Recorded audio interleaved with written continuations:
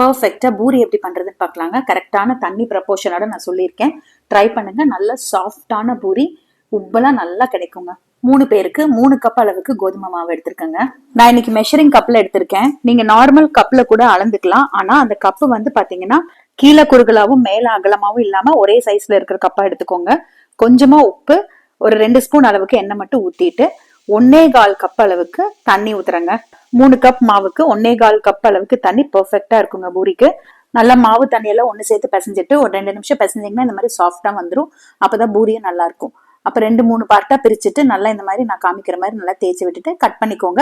இல்லைன்னா உருண்டைகளா புடிச்சு கூட நீங்க வச்சுக்கோங்க. இந்த மாதிரி பண்ணும்போது எல்லா உருண்டைகளும் ஓரளவுக்கு ஈக்குவல் சைஸ்ல இருக்குங்க. அதுக்காக ஒரு கடாயில ஒரு 1/4 லிட்டர் அளவுக்கு எண்ணெய் ஊத்திக்கோங்க.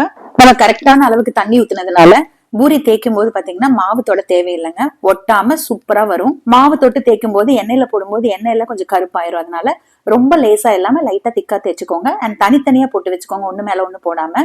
எண்ணெய் நல்லா காயணும். காஞ்சதுக்கு அப்புறமா பூரியை உள்ள போட்டுட்டு லைட்டா அந்த கரண்டியை வச்சு பிரஸ் பண்ணி விட்டீங்க அப்படின்னா நல்லா உப்பி வருங்க.